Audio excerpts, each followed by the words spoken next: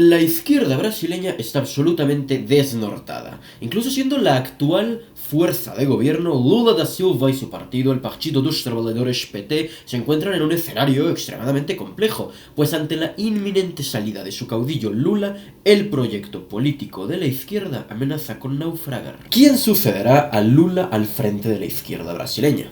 ¿Quiénes son los nombres más fuertes? ¿Hacia dónde se dirige este sector en Brasil? Hoy falaremos de todo eso. La situación de la izquierda en Brasil es compleja. Por un lado, ganaron las elecciones en el año 2022 y están en el poder desde entonces, y su máxima figura, Luiz Inácio Lula da Silva, es el presidente de Brasil y parecería estar en una situación bastante cómoda.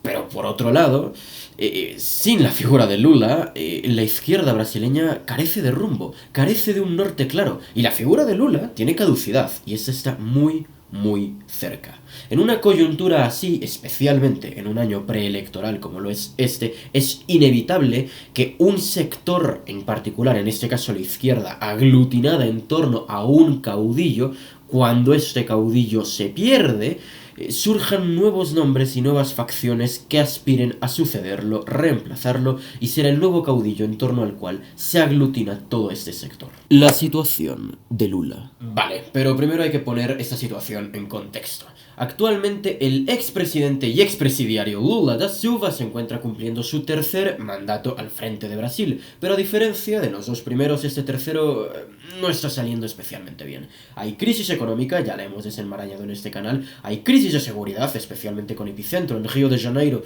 y los estados que siempre han sido tradicionalmente violentos, que ahora ha vuelto a explotar todo, y encima de todo Lula ya no tiene consigo el boom de las commodities que sí que tuvo al principio de su presidencia, a principios de los años 2000, de modo que, en resumen, este tercer mandato está siendo una mancha muy importante para su propio legado político. Ahora bien, Lula ha confirmado recientemente que que se va a presentar, que va a ser contendiente para las elecciones del año 2026, aunque personalmente no estoy del todo seguro de esto. Recordemos que todavía falta un año prácticamente para que se desarrollen estos comicios.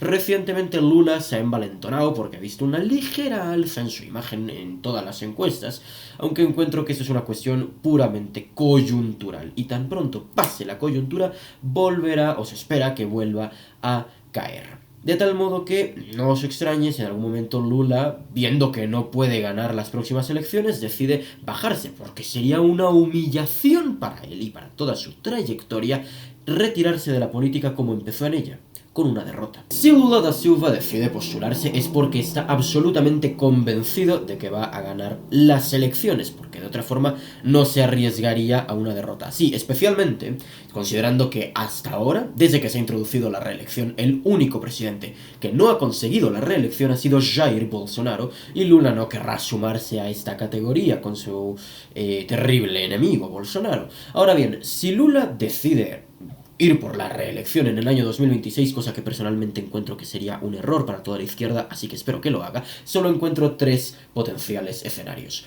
Número 1, Lula pierde las elecciones y es humillado al final de su carrera política con esta derrota.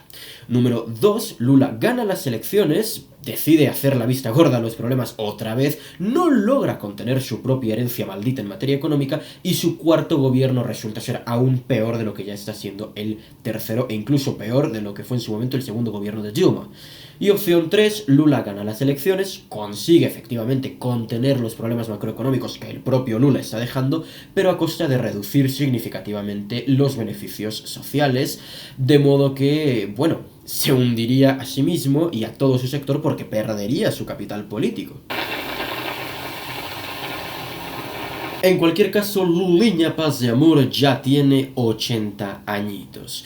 Tiene muchos problemas de salud, igual que la economía de Brasil, y hace poquito casi la palma, igual que la economía de Brasil. Así que en el caso hipotético de que se postule a las elecciones de 2026 y las gane, de todas formas su retiro de la política, o su muerte, o ambas, están bastante cerca, de tal suerte que la izquierda brasileña ya precisa urgentemente buscar nuevos nombres, un recambio generacional que les permita seguir llevando a Brasil a la miseria como lo han estado haciendo últimamente. Geraldo Alckmin. El primer nombre que vamos a analizar en este vídeo es el de Geraldo Alckmin. Alckmin es el actual vicepresidente de Lula, también fue en su momento prefeito de Sao Paulo y luego gobernador de Sao Paulo, entre muchísimos otros cargos públicos. De hecho, tiene décadas y décadas viviendo de la política. La vasta mayoría de mi audiencia no había nacido, yo no había nacido cuando Alckmin empezó a vivir del Estado.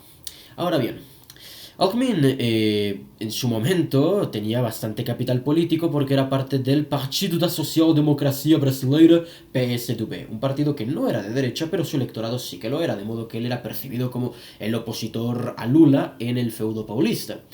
Por eso fue relativamente una sorpresa cuando se unió a la fórmula de Lula como vicepresidente en el año 2022, renunciando al PSDB y metiéndose en el Partido Socialista Brasileiro, PSB, uno de esos partidos que ya hemos analizado en su momento en el manual de política. Ahora bien, Alckmin tiene varias ventajas en su haber como potencial relevo de Lula. La más importante de ellas es su imagen. La razón fundamental por la que se unió a la campaña de Lula da Silva fue para hacerlo ver como más moderado, y es que Alckmin tiene este perfil de ser un tipo más preparado, con una mayor formación, más centrado, menos ideológico, y por lo tanto puede atraer a un sector del electorado que es más moderado, especialmente en las zonas tradicionalmente alérgicas a la izquierda, como lo pueden ser, por ejemplo, el sur, y especialmente en el sudeste, donde todavía existe el recuerdo de su gestión como gobernador del estado tradicionalmente de derecha, que es Sao Paulo. Sin embargo, hay muchas más desventajas que ventajas. Para empezar, el hecho de que Alckmin no es del PT. Y es muy improbable que el PT se deje liderar por un tío que es del PSB, un partido infinitamente inferior en historia y en volumen político. Así que es poco probable que le permitan liderar una coalición a menos que se enrole formalmente en el PT, cosa que veo relativamente improbable. Adicionalmente, este tipo carece de capital político a estas alturas. En su momento lo tuvo y tuvo mucho. Tuvo un caudal de votos muy importante, especialmente durante su tiempo al frente de Sao Paulo, cuando era percibido como un opositor genuino a Lula. Sin embargo, en 2018 se le fue prácticamente todo su capital político, obtuvo el peor resultado de la historia del PSDB en las elecciones, y todos esos votos se fueron con Bolsonaro, porque entendieron que él sí que era un opositor ideológico real a Lula da Silva. Y el resto de su capital político, el que viene de los centros centrados, se fue en 2022. Es decir, fuera del ala protectora de Lula y de la izquierda, Alckmin cosecharía muy pocos votos. Aquellas personas que en su momento lo votaron, incluso en las presidenciales, probablemente se vayan con otro candidato, bien sea del bolsonarismo, bien sea del PSD, o de cualquier otra facción menos la de Geraldo Alckmin.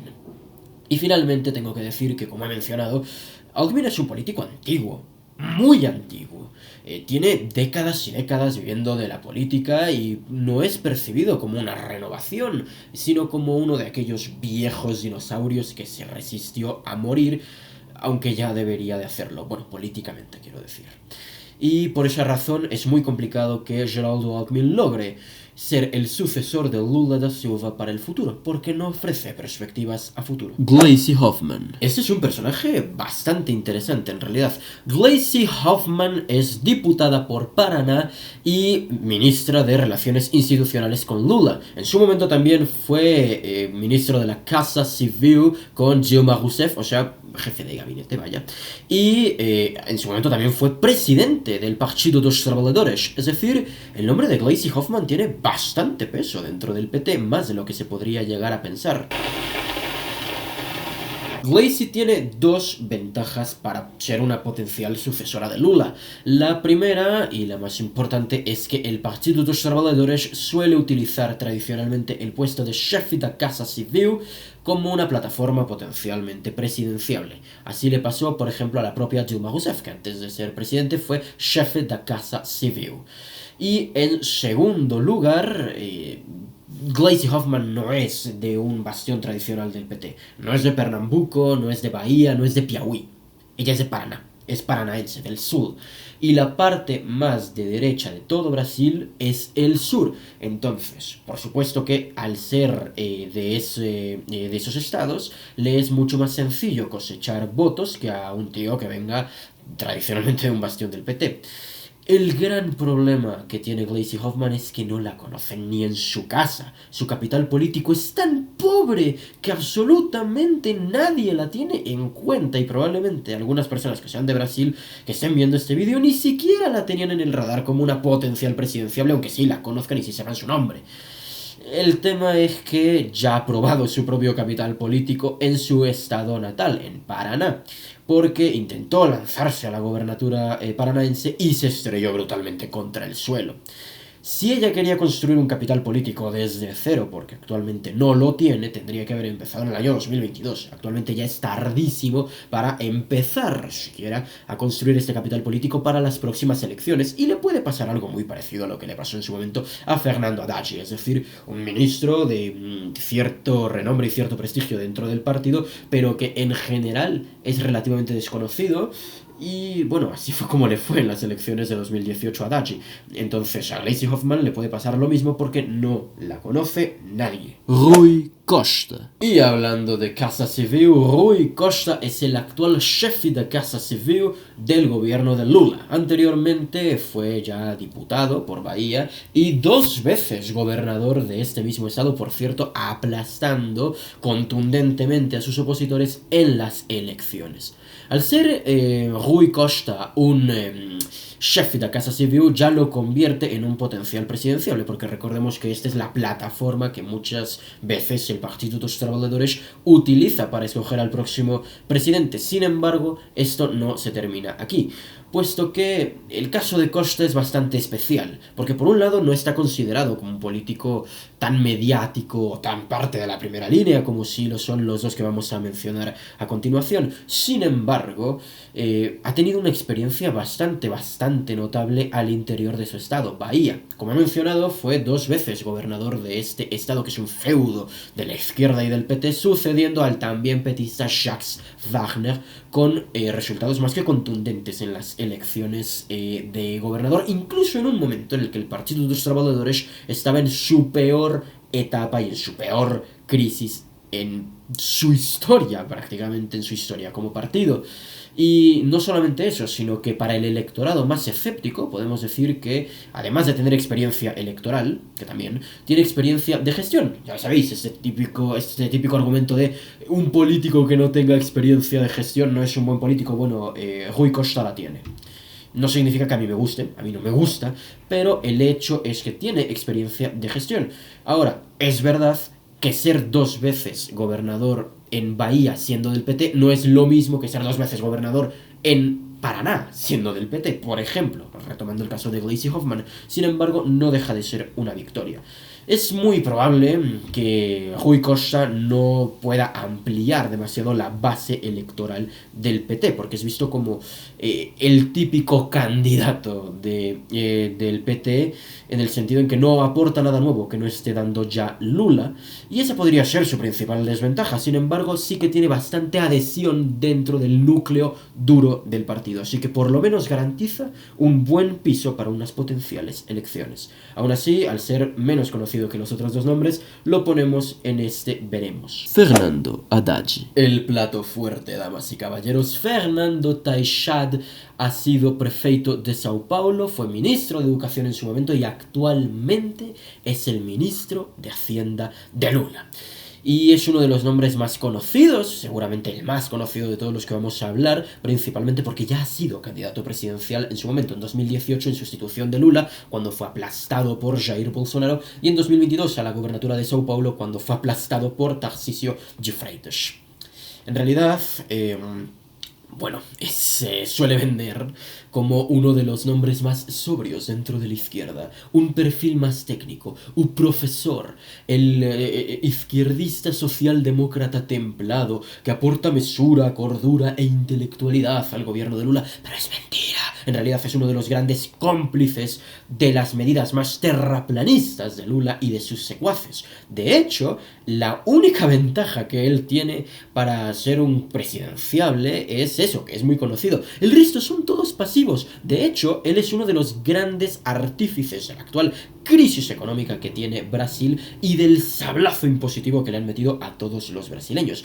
Por esta razón se ha quemado muchísimo, no solamente en Brasil, sino en general en todo en todo el subcontinente sudamericano. Haddad es un perdedor de elecciones consumado. De todas las elecciones en las que ha participado, que no han sido pocas, solamente ha conseguido ganar una para ser prefeito de Sao Paulo y se convirtió en el peor prefeito de la historia reciente de Sao Paulo. Ha demostrado una y otra vez su crónica incapacidad para convocar masas, para gestionar y aún más para gobernar, de modo que no es especialmente el mejor nombre para suceder a Lula da Silva. Ya le quiero dedicar en su momento un vídeo de Parásitos Ilustres al bueno de Taishad y lo voy a disfrutar mucho, pero de momento sí podemos decir que, visto lo visto y de cara a las elecciones futuras, no solamente las de 2026, sino en general las elecciones futuras, y con los nombres que tenemos en la baraja, Haddad es uno de los nombres más fuertes para suceder a Lula, al mismo tiempo que es uno de los que tiene más debilidades. Camilo Santana. El último nombre al que vamos a analizar en este vídeo. Camilo Santana es el actual ministro de Educación de Lula, también ha sido senador, si no me equivoco, por Ceará, que es un estado nordestino tradicionalmente asociado a la izquierda, y en su momento ya fue 2 veces gobernador del estado de Ceará, un estado en el que ha logrado imponer una hegemonía del PT por encima de otros partidos de izquierda y centroizquierda tradicionales en ese estado, con una holgura absoluta, y dejar a su sucesor el mano. Entonces, ese es el primer punto positivo que tiene Camilo respecto a otros candidatos: el caudal de votos prácticamente asegurados en un estado como Ceará y en el resto de estados nordestinos. Santana es un tío de primera línea política y básicamente combina todos los activos del resto de los presidenciables aquí analizados. Es un tipo conocido a nivel nacional como Taishad o Alckmin, y por supuesto que tiene experiencia electoral positiva como Rui Costa. La única desventaja, si se lo quiere ver así, es que dentro del propio PT no es tan preponderante como si lo es, por ejemplo, Gleisi Hoffmann, pero en cualquiera de los casos es un tipo fuerte, competitivo, que puede aglutinar bastante militancia de izquierdas, especialmente en los bastiones tradicionales. Puede que sea muy poco competitivo en los feudos tradicionales de la derecha, pero en el nordeste puede granjear muchísimos votos. Adicionalmente, y como un punto que no he mencionado tanto, excepto con el caso de Alckmin, es comparativamente más joven que el resto de los otros presidenciables. Es el único de los 5 que hemos analizado que no trasciende los 60 años. Así que, personalmente encuentro que Camilo Santana, actual ministro de Educación, tiene todas las cartas, todas las papeletas para ser el nombre más viable, si se lo quiere ver así, a la izquierda de Lula, para ser su recambio generacional. Conclusión. Personalmente, y sin ser yo simpatizante de la izquierda, ni muchísimo menos, encuentro que lo más inteligente para Lula y para el PT sería ya no presentarse. Que Lula ya no se presente más. Tiene 80 años, le tiene que gustar demasiado el dinero público para seguir presentándose. Y adicionalmente, bueno, yo entiendo que es su máxima figura. Yo comprendo que si se hubiera presentado cualquiera que no fuera Lula a las elecciones de 2022, perdían contra Bolsonaro, yo lo entiendo. Pero cada año que Lula sigue estando al frente de la izquierda brasileña es un año que se ralentiza el inminente recambio generacional al interior del Partido dos Trabalhadores y de la izquierda brasileña en general. De tal suerte que, personalmente, espero que sí se presente, espero que Lula sí sea candidato, aunque francamente creo que seria lo menos inteligente de hacer. Espero este vídeo tenha sido interessante para você, muito obrigado pela sua atenção e sem mais a dizer, liberdade é vida.